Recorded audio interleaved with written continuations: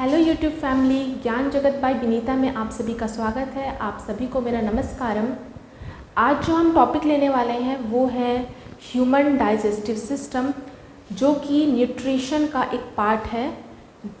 तो न्यूट्रिशन किसी भी लिविंग ऑर्गेनिज्म का इम्पॉर्टेंट लाइफ प्रोसेस है, जिसमें कोई भी लिविंग ऑर्गेनिज्म अपने बॉडी के अंदर फूड लेता है या फूड इनटेक करता है।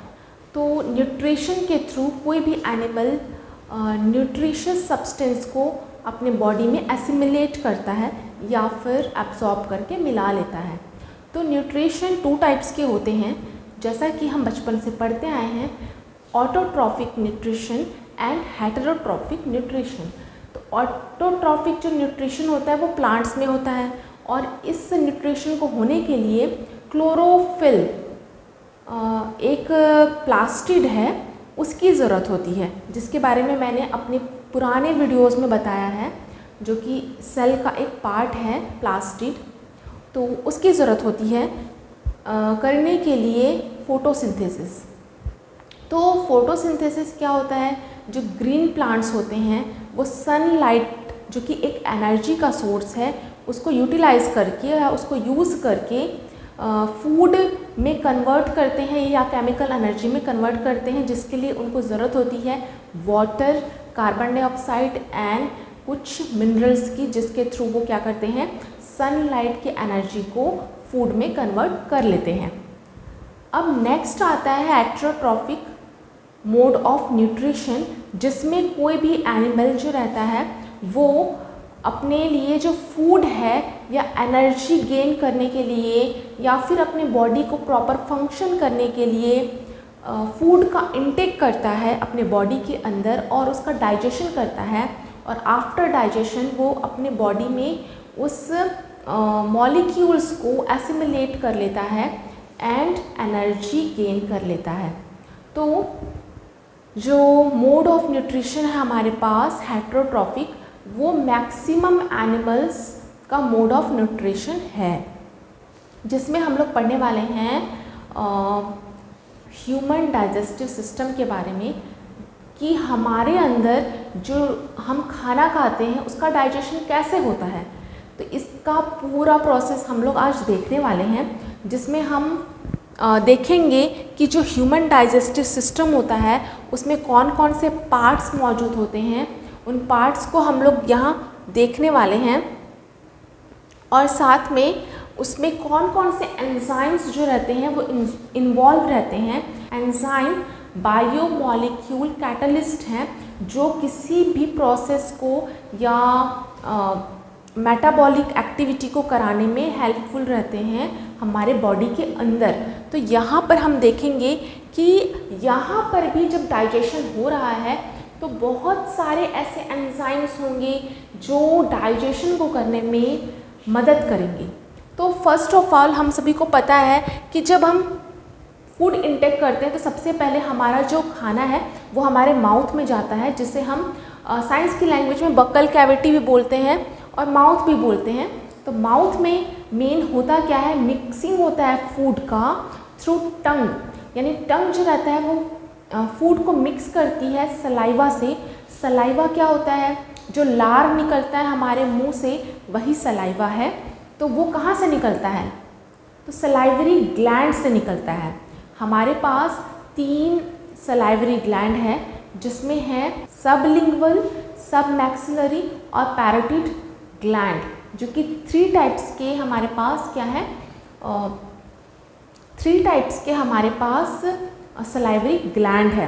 तो ये ग्लैंड जो है वो कहाँ पर रहते हैं, ऑब्वियस है कि ये हमारे माउथ में तो होते हैं पर डिफरेंट जगह पर होते हैं।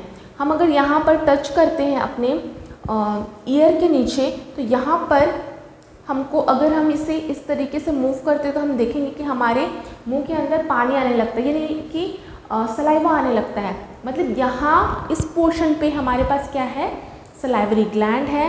देन इस पोर्शन पर भी सलाइवरी ग्लैंड है, और जो टंग है, टंग के नीचे जस्ट क्या होता है, सलाइवरी ग्लैंड होता है। मतलब ये वाला जो पोर्शन है ये यहाँ पर भी है।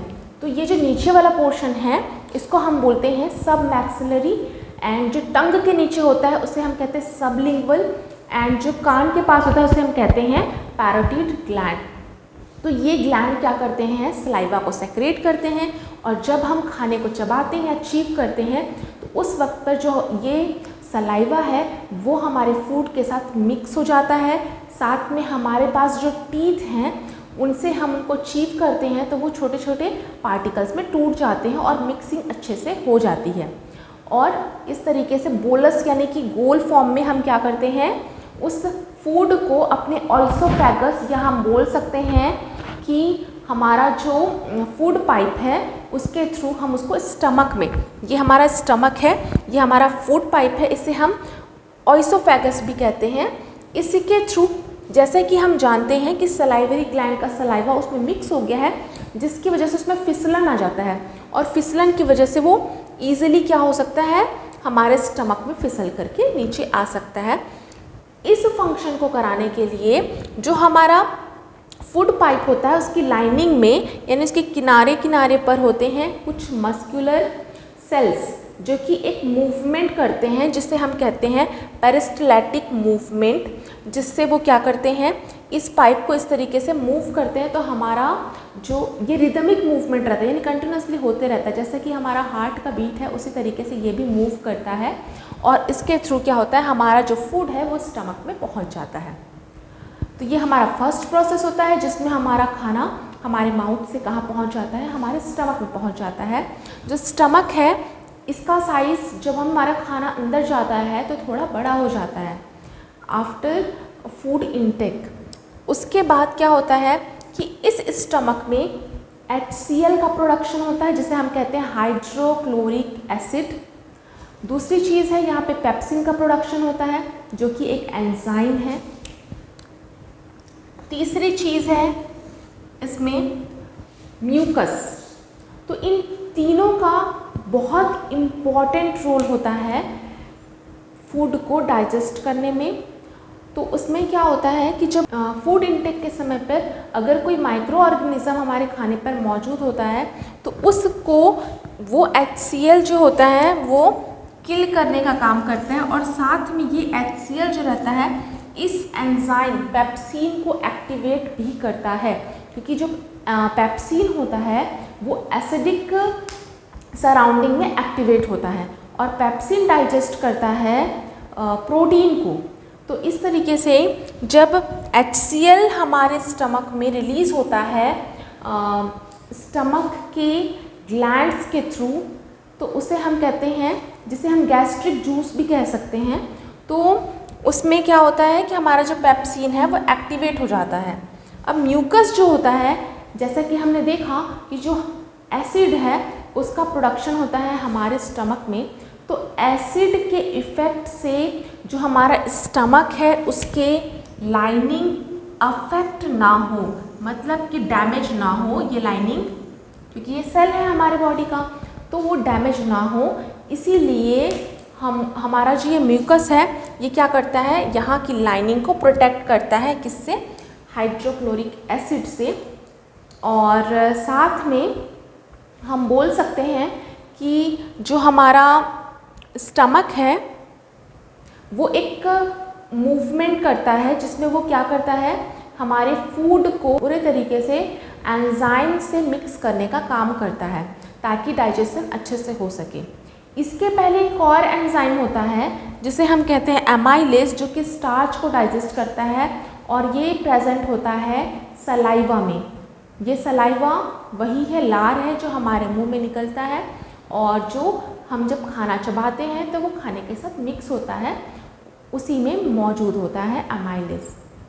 नेक्स्ट, जब ये स्टमक में खाना पहुंच गया है तो ये पार्शियली डाइजेस्ट हो जाता है, मतलब कुछ अमाउंट में डाइजेस्ट हो जाता है, और अभी भी जो हमारा फूड है वो पूरे तरीके से डाइजेस्ट नहीं हो पाया है। तो अब इस फूड को आगे भेज दिया जाएगा ड्यूडेनम, जो कि यू शेप का एक पाइप है जो कहाँ पर लेकर जाता है, फूड को स्मॉल इंटेस्टाइन में लेकर जाता है। तो यहाँ पर जाने के बाद में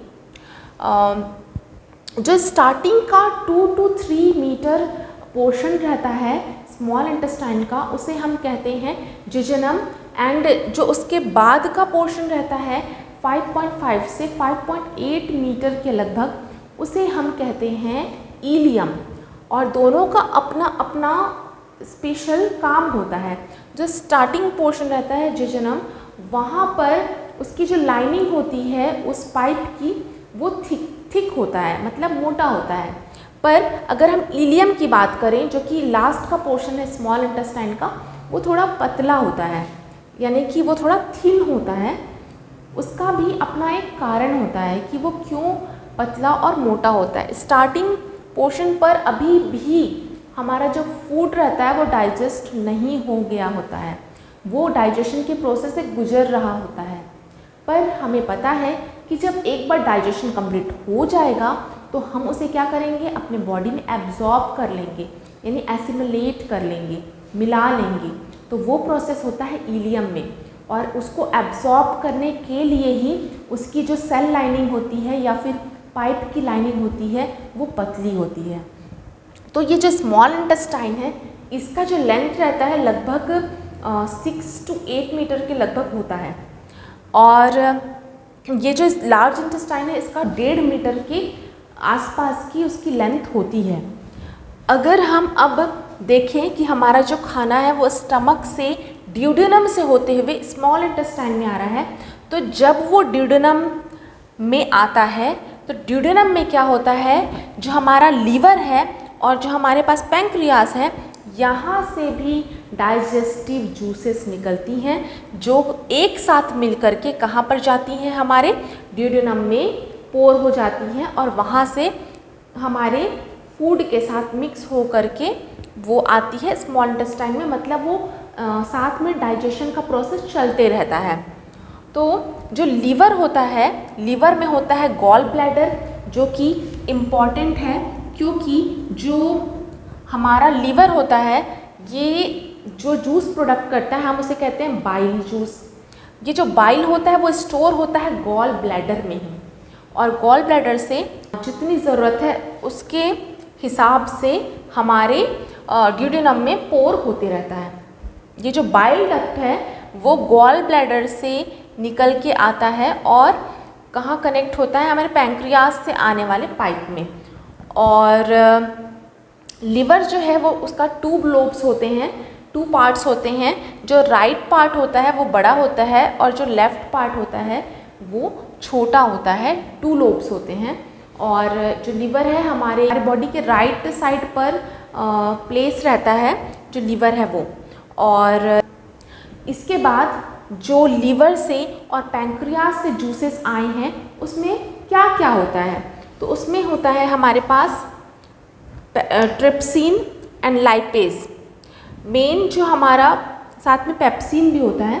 तो जो प्रोटीन और फैट मॉलिक्यूल है उसका डाइजेशन यहाँ पर होता है मेनली। यहाँ पर क्या होता है कि जो हमारा खाना हमने खाया, खाना खाते हैं उसमें चावल होता है, तो चावल जो है वो सोर्स है कार्बोहाइड्रेट का। और अगर हम पल्स खाते हैं या दाल खाते हैं तो वो है, उससे हमको प्रोटीन मिलता है। एंड सब्जियां खाते हैं उससे हमको मिनरल्स मिलते हैं। या फिर हम लोग सब्जियों को छौंकते हैं तेल से तो वो फैट है। या फिर हम लोग कुछ और खा रहे हैं, घी खा रहे हैं या फिर दूसरी चीज़ें सोर्स ऑफ फैट ले रहे हैं तो वो फैट में आता है। तो फैट या लिपिड जो है वो टूटता है फैटी एसिड एंड ग्लिसरॉल में। उसके बाद जो प्रोटीन है वो अमीनो एसिड में टूट जाता है क्योंकि उसका स्मॉलर फॉर्म क्या है, अमीनो एसिड। जो कार्बोहाइड्रेट है वो ग्लूकोज में टूट जाता है। तो इस तरीके से क्या होता है कि जो हमारा फूड है वो स्मॉल मॉलिक्यूल्स में टूटने के बाद में जो हमारा इलियम है, स्मॉल इंटेस्टाइन का लास्ट पोर्शन, वहाँ पर क्या होता है, इस तरीके का स्ट्रक्चर पाया जाता है, फिंगर लाइक प्रोजेक्शन। तो ये जो फिंगर लाइक प्रोजेक्शन है यहाँ से क्या होता है, ये क्यों होता है, क्योंकि ये क्या करता है, लार्जर सरफेस देता है मॉलिक्यूल्स को एसिमिलेट होने में या एब्जॉर्ब होने में। तो इस तरीके से यहाँ से सभी साइड से क्या होगा, एब्जॉर्प्शन होगा और इसके अंदर जो रेड रेड दिख रहा है वो है ब्लड कैपिलरीज। और ब्लड कैपिलरीज क्या है कि हम पढ़ते आए हैं कि हमारे पास 2 टाइप्स के वेसल्स होते हैं, जिसे हम एक कहते हैं आर्टरी और एक कहते हैं वेन। आर्टरी में क्या होता है, ऑक्सीजनेटेड ब्लड फ्लो होता है, और वेन्स में क्या होता है, डीऑक्सीजनेटेड ब्लड फ्लो होता है। तो हम जब अपने हाथ में देखते हैं ब्लू कलर की जो हमें वेन्स दिखाई देती हैं, जो कि क्या है, ब्लड वेसल है, तो ये क्या है, वेन्स हैं। और जो आर्टरीज होती है, अगर हम यहाँ पे टच करके देखेंगे तो हमारे अंदर में क्या होता है, एक हार्ड जो पाइप है वो फील होता है, वही क्या है, आर्टरीज हैं। तो आर्टरीज और वेन्स जो रहते हैं उनमें किसी भी टाइप का, आर्टरीज और वेन्स में किसी भी टाइप का पोर नहीं पाया जाता या छेद नहीं पाया जाता है। इसका मतलब आर्टरीज से और वेन से कभी भी ब्लड बाहर या अंदर नहीं जा सकता।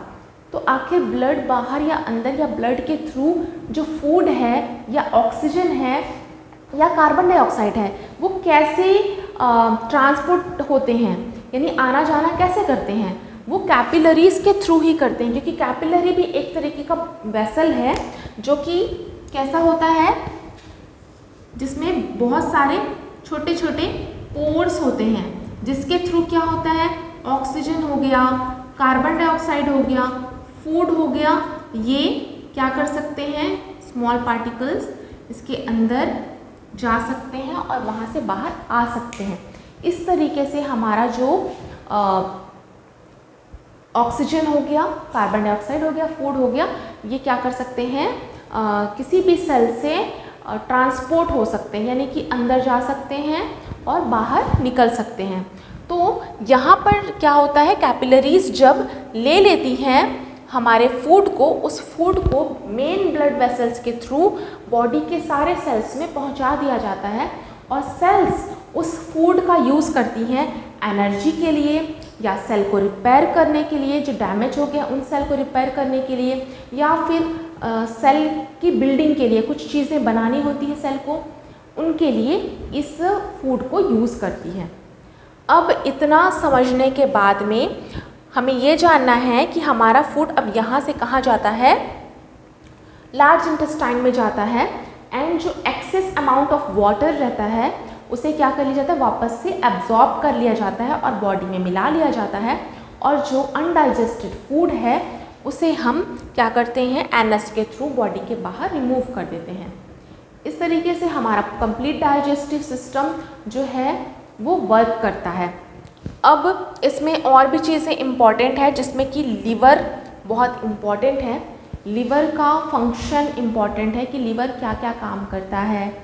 लीवर में ही क्या होता है, विटामिन ए का सिंथेसिस होता है, बी केराटिन को यूज़ करके जो लीवर है वो विटामिन ए का सिंथेसिस कर लेता है। इसके अलावा जो लीवर होता है वो विटामिन ए, डी, ई, के, B12 इस टाइप के बहुत सारे विटामिन का क्या करता है, सिंथेसिस भी करता है। इसके अलावा जो हमारा बॉडी में कभी चोट लगता है तो हम देखते हैं कि वहाँ का जो ब्लड है वो क्लॉट होकर के ब्लीडिंग को रोक देता है। तो ब्लड के क्लॉटिंग के लिए जो इम्पॉर्टेंट फैक्टर्स रहते हैं वो भी हमारे लीवर में ही हमको देखने को मिलते हैं कि वहीं पे प्रोड्यूस होते हैं। उसके अलावा अगर हम देखें कि लीवर का फंक्शन क्या है, तो लीवर एक्स्ट्रा जो फैट रहता है, कार्बनिक एसिड या फिर फैटी एसिड, ये सबको क्या करता है, ग्लूकोज में कन्वर्ट करता है, और एक्सेस ग्लूकोज को ग्लाइकोजन में कन्वर्ट करके लीवर में स्टोर करके रखता है। लीवर होता है वो आयरन एंड कॉपर को भी स्टोर करके रखता है। साथ में जो लीवर रहता है ये जो पुराने रेड ब्लड सेल्स रहते हैं उनको तोड़ने का काम करता है, या उनको डाइजेस्ट करता है, और डाइजेस्ट करने के बाद में जो हीमोग्लोबिन रहता है, हीमोग्लोबिन से ये बनाता है बाइल सॉल्ट। और ये जो बाइल सॉल्ट है वो बहुत इम्पॉर्टेंट रोल प्ले करता है, जो पैंक्रियाज से आने वाले एंजाइम्स हैं उनको एक्टिवेट करने में, कहाँ पर, ड्यूडेनम में। तो इस तरीके से जो लीवर है उसका बहुत इम्पॉर्टेंट रोल है हमारे बॉडी में, डाइजेस्टिव सिस्टम में, डाइजेशन के लिए। अगर हमारा लीवर प्रॉपर फंक्शन नहीं करता है तो हमारा डाइजेस्टिव सिस्टम भी वीक हो जाता है। और अगर हम देखें कि ये जो बाइल होता है ये येलो कलर का होता है, और जब हम कहते हैं कि हमें जॉइंडिस हो गया है तो उस टाइम पे क्या होता है कि जो बाइल का प्रोडक्शन होता है वो ज़्यादा बढ़ जाता है। 2-3 रीज़न हो सकते हैं, या फिर हमको वायरल या बैक्टीरियल इन्फेक्शन है लीवर में जिसकी वजह से बाइल का जो प्रॉपर परसेंट होना चाहिए वो इंक्रीज़ हो जाता है हमारे बॉडी में। या फिर कई गॉल ब्लैडर है, गॉल ब्लैडर अगर के आगे का पोर्शन ब्लॉकेज है तो ब्लॉकेज होने की वजह से जो बाइल है वो पास नहीं हो पाता है, और इस वजह से क्या होता है कि बाइल का परसेंटेज इंक्रीज़ होने लगता है बॉडी में। तो इस तरीके से बहुत सारे हमको चीज़ें देखने को मिल गई है कि तो इस तरीके से लीवर जो है वो हमारे डाइजेस्टिव सिस्टम का इम्पॉर्टेंट पार्ट है, और लीवर प्रॉपर फंक्शन करता है तो हमारा डाइजेस्टिव सिस्टम जो है वो प्रॉपर फंक्शन करता है, और इस तरीके से हम जो न्यूट्रिशन लेते हैं उसको बॉडी में अच्छे तरीके से एसिमिलेट कर सकते हैं। तो इस तरीके से आज जो ह्यूमन डाइजेस्टिव सिस्टम टॉपिक है वो कंप्लीट होता है। हेलो यूट्यूब फैमिली, अगर आपको मेरा पढ़ाना अच्छा लगता है और समझ में आता है तो आइए और मेरे साथ पढ़िए, और मेरे चैनल को सब्सक्राइब करिए, मेरी वीडियोस को लाइक करिए एंड शेयर करिए, और अपने फ्रेंड्स को भी पढ़ाइए और ख़ुद भी पढ़िए। और अगर कोई टॉपिक आपको समझ में नहीं आता है तो आप मुझसे कमेंट में बता सकते हैं ताकि मैं उन टॉपिक पर वीडियोस बना सकूं। और अगर जो टॉपिक मैं ले रही हूं अगर उसमें से कुछ डाउट है तो वो भी आप कमेंट सेक्शन में पूछ सकते हैं। और जब तक नया वीडियो आता है तब तक के लिए bye bye and take care, और पढ़ते रहिए।